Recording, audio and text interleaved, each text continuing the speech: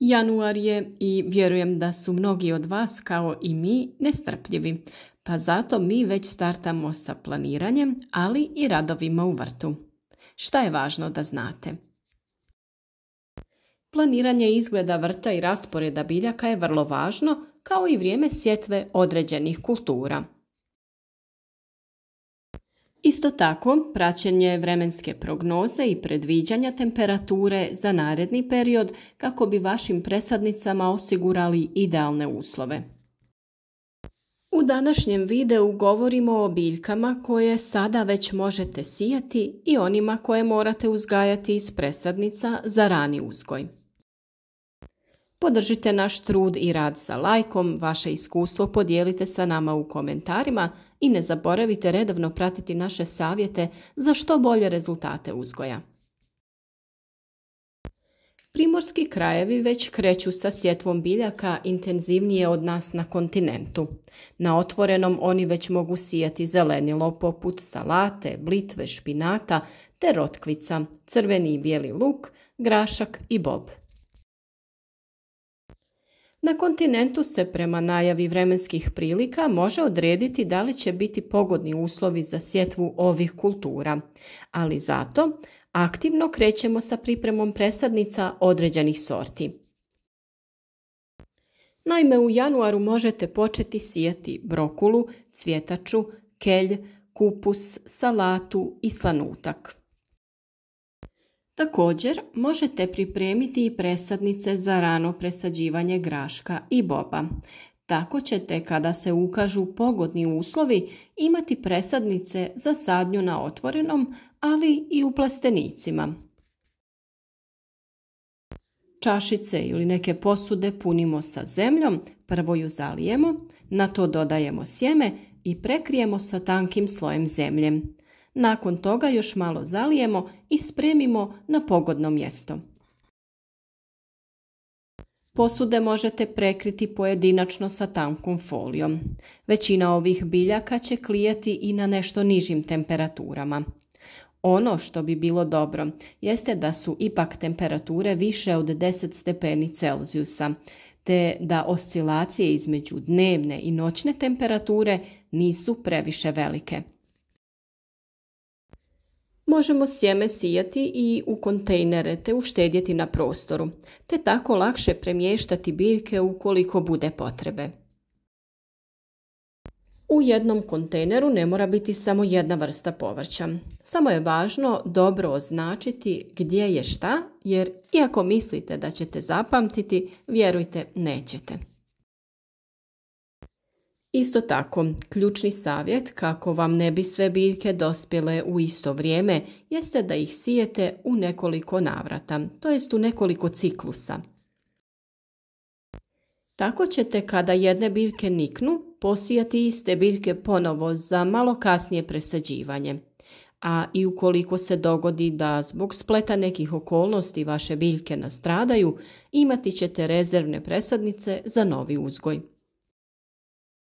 A tu je i problem skladištenja nakon berbe i toga što ne konzumirate uvijek svježe onda ubrane plodove, nego prerađene ili zamrznute. Ovako ćete postupno koristiti sve plodove kako oni dospijevaju. O biljkama koje podnose nešto niže temperature smo već dosta govorili i u decembru i početkom januara. Ali ipak ne škodi ponoviti. Još uvijek stignete posijati špinat, blitvu, razne vrste salate, bijeli i crveni luk. Rotkvica je najljepša u ovo vrijeme i bolje uspijeva nego u kasno proljeće, a tu je i cikla.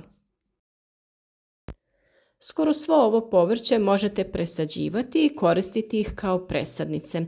Jedino rotkvica i cikla ne podnose dobro presađivanje i bolje ih je sijeti direktno u zemlju. Na taj način sačuvat ćemo njihov oblik i kvalitet plodova.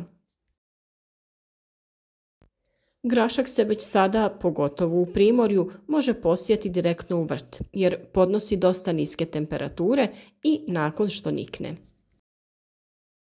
Na kontinentu će mu vjerovatno trebati malo duže da se pojave prvi mladi listovi, ali ćete imati dosta raniju berbu.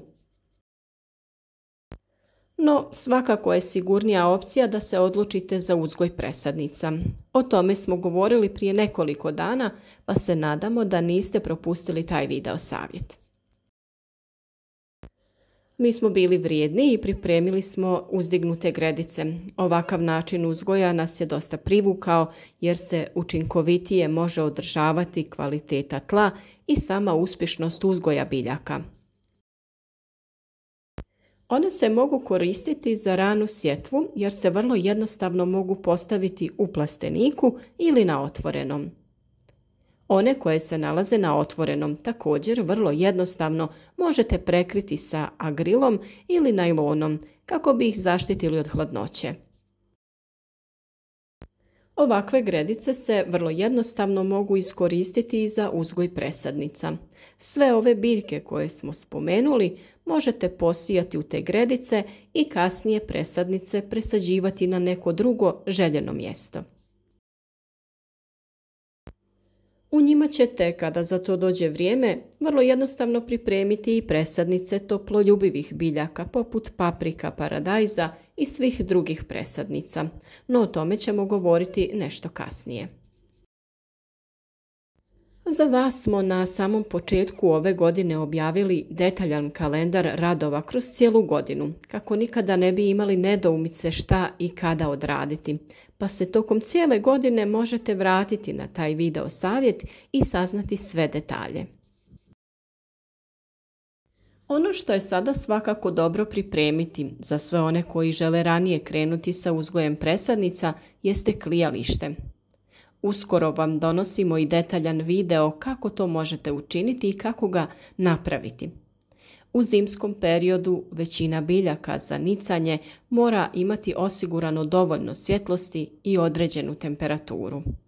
U tom slučaju klijalište se jednostavno priprema od stiropola, dodaju se lampice koje će biljkama osigurati svjetlost i temperaturu i spremni ste.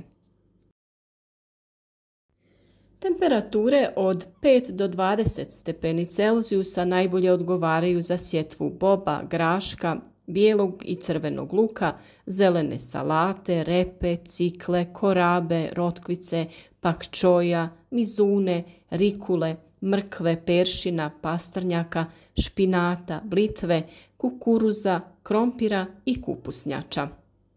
Važno je napomenuti da kupusnjače, krompir i repe sijemo u nešto hladniju zemlju, ali da te biljke bolje rastu na višim temperaturama. Kulture koje vole toplo zemljište zagrijano na 20 do 30 stepeni su paprika, paradajz, patliđan, krastavci, grah, mahune, tikvice, tikve, kadulja, dinja, korijandar, kopar i slične biljke. Sa njima ćemo pričekati do početka mjeseca februara, jer i kao presadnice one traže toplotu i vremenske uslove kada više nema prijetnje od mraza. I u njihovom uzgoju odlično će nam poslužiti klijalište koje ćemo napraviti.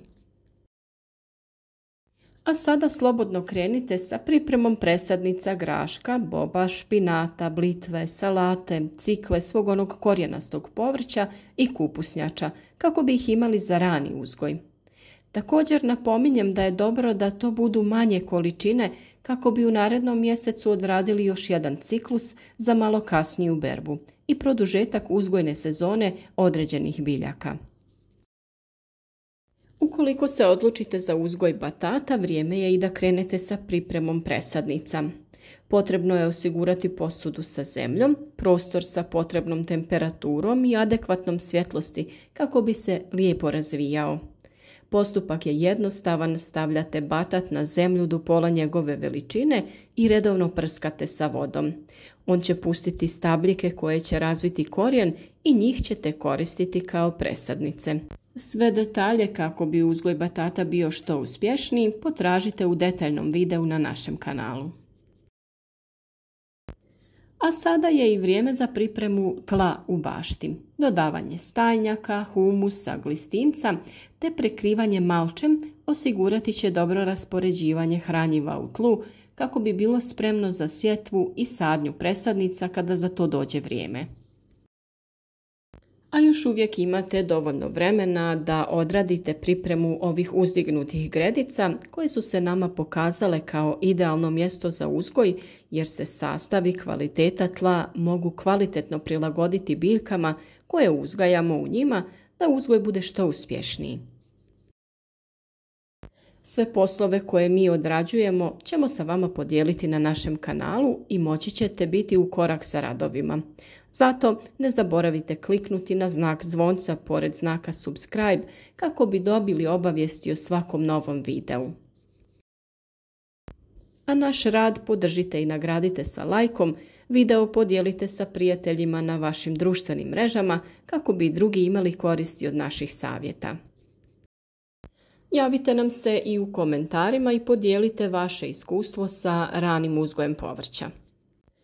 Uvijek nam je drago kada nam se javite i kada međusobno dijelimo iskustva i određene savjete.